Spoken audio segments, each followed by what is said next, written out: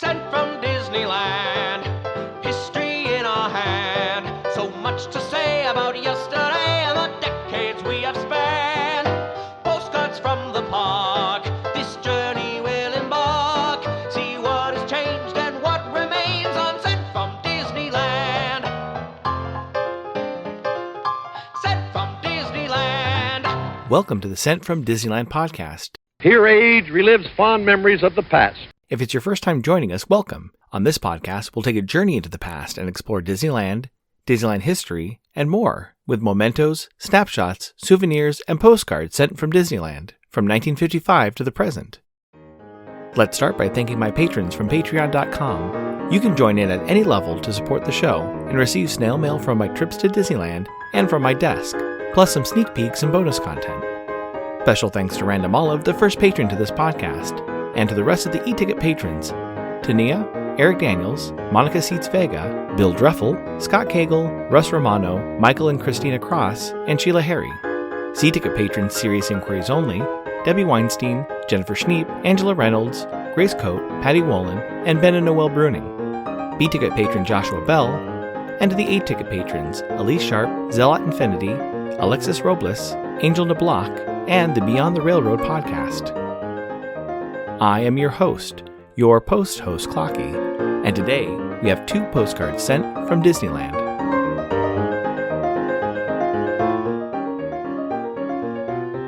The front of our first postcard has the Matterhorn, with a yellow and red and blue and yellow bobsled speeding by the base of the mountain. There are guests in the walkway, and Goofy greeting a guest in a pink dress. If you look closely, you can see an old Kodak photo spot marker on the right. On the back it reads, Matterhorn Mountain. A Disneyland landmark, the snow-capped Matterhorn Mountain towers majestically over all of the Magic Kingdom. High-speed bobsled runs carry guests down its slopes and through a glacier grotto inside the mountain. It's not postmarked and has no postage stamp, so it was likely hand-delivered or sent in an envelope. Let's assume they visited the park 50 years ago today, on Saturday, April 5th, 1975, when park hours were from 9 a.m. to 7 p.m. The weather was a high of 66 and a low of 35. It reads, Carol went on this with Ron, and it was so fast and turned so sharp she's afraid of it, so I wasn't interested either. I'm always on the lookout for unique ephemera. Recently, I purchased a Disneyland Hotel children's menu. Although many of these were likely printed and were handed to guests at the Disneyland Hotel restaurant for free and to keep, I'm sure many were thrown away, marred, or destroyed by younger guests. This menu is in its original shape with no major blemishes.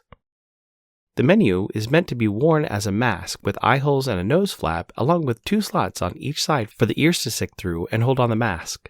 The mask is designed to make the guest look like Mickey Mouse, with large black ears and a smile. The backside of the mask has the breakfast menu options, printed on the back of Mickey's ears. These options are hot or cold cereal, choice of varieties served with low-fat milk, toast and preserves, Little Texas Toast, double thick French toast with whipped butter, syrup, choice of bacon or sausage. Pancakes, 4 silver dollar pancakes, choice of sausage or bacon. And Pinocchio, 1 egg, any style, with choice of bacon or sausage, hash browns, toast, and preserves. All the menu items were priced at $4.25, except Pinocchio, which was $4.50. Also on the ears are line drawings of Dumbo, Goofy eating a drumstick out of a picnic basket, the Big Bad Wolf, dressed as a chef, and Lady and the Tramp enjoying spaghetti. The center section of the menu has Donald Duck in his standard blue sailor's outfit and Mickey Mouse dressed in a gray tailcoat with red pants. Over the words, Disneyland Hotel Children's Menu. Below that it reads, Hey Mom and Dad, ask about our special drinks served in a souvenir cup that the kids get to keep. Color the characters for junior guests 12 years and under. Looking at some similar menus online, this menu is likely from the mid to late 80s. A lunch or dinner menu is currently available at a Southern California auction house at the price of $150. Add some flair to your mail by checking out stamps at Enfield Post. You can explore different stamp options on our Etsy site, grab some great deals by following EP Sunday Sales on Instagram, or create something special and have her design a stamp array for your invitation or celebration. You can head over to EnfieldPost.com and explore all the different vintage postage stamps you can use on your next card or letter. That's ENFIELD POST on Instagram and EnfieldPost.com for your wedding and vintage postage needs. Enfield Post is the official postage stamp sponsor of the Sent from Disneyland podcast. The front of our next postcard has the fireworks exploding over Sleeping Beauty Castle. Below the castle you can see guests enjoying the show, and through the castle you can see King Arthur's Carousel with its lights on for nighttime enjoyment. On the back it reads, "Nighttime Brilliance. Every summer evening as part of the show in Disneyland after dark, the thrilling Fantasy in the Sky fireworks burst over Sleeping Beauty Castle." It's postmarked August 5th, 1985, with an Anaheim cancel and a 14-cent Sinclair Lewis postage stamp, Scott number 1856. I assume they visited the park on Monday, August 5th, 1985, when park hours were from 9 a.m. to midnight. The weather was a high of 85 and a low of 61. It's addressed to Mr. and Mrs. H. Keister of St. Louis, Missouri. It reads, "Hi, having a super fun time. We had a good flight to San Diego and didn't have any trouble getting to Disney. Our hotel is really nice. They've been super to Don. The parks are more crowded than last year, but we are getting on all the stuff. We leave for San Diego tomorrow. Can't wait to get some rest. Love, Pat, Don, Melissa, and Kevin." Looking through some other ephemera in my collection, I found an interesting time guide from March of 1985, just 40 years ago. What stood out the most was the parking lot map inside. The cover had the Disneyland 30th year logo, with the slogan underneath reading, "And the best has just begun," and above it, it read, "Now our celebration has taken on heroic proportions." There's no mention of heroic proportions inside the pamphlet, although heroic has the largest font size on the front of the brochure. The map inside is part of the parking information and reminders about the picnic area and kennel available for animals while guests enjoy the park. The map includes a grid of the parking areas, each section with a letter to easily find your car at the end of the day. It includes the surrounding streets, West Street, Catella Avenue, Harbor Boulevard, and Ball Road, and then some details about auto and truck exits, the toll plaza, motorhome parking, handicap parking, and bus parking. The map only includes what's outside of the park, like the ticket booths and main entrance. Going from west to east on the perimeter of Disneyland, there's a picnic area close to where Indiana Jones and the Temple of Forbidden Eye is today, restrooms and lockers near where they're currently located today, just left of the main entrance, group sales where Guest Relations and Lost and Found is today, a Bank of America Versateller, and the information and newsstand. There was a Guest Relations area near where the stroller and wheelchair rentals are today, and the Kennel Club in the same place as it is today.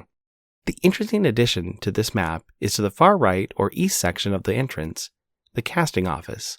There are still administrative offices and a cast member entrance near there, but this is a great detail to see on a map given to all guests going to the park. The rest of the brochure has the entertainment schedule for March 9th and 10th, Saturday and Sunday, in 1985, as well as ticket prices and information about prizes being given away for the 30th celebration.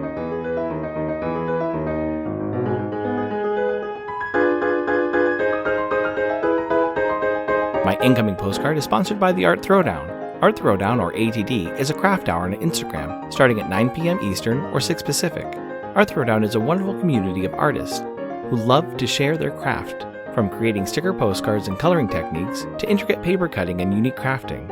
It's always a treat to watch a show and occasionally get some one-of-a-kind postcards from the group. Each host brings something a little different to each show. I'll list some of the regular hosts, or you can follow Russ Romano 2021 on Instagram.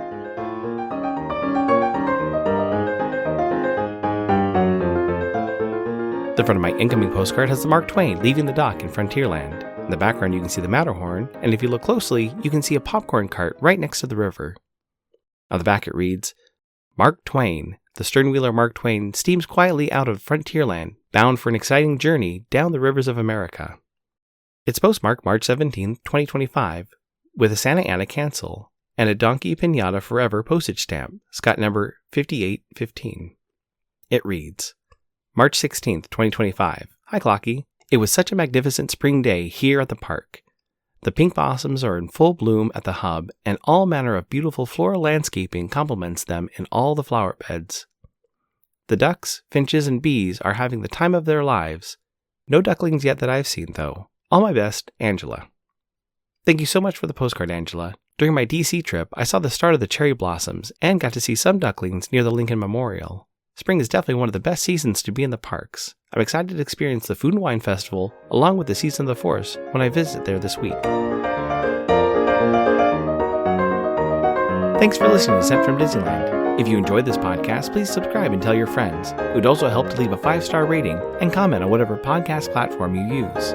If you'd like to support the show financially, please check out our Patreon page at patreon.com/sentfromdisneyland. You can find me on Instagram and TikTok at Sent from Disneyland or my website, sentfromdisneyland.com. For questions and comments, send me a postcard addressed to Sent from Disneyland, P.O. Box 44, Hood, California, 95639.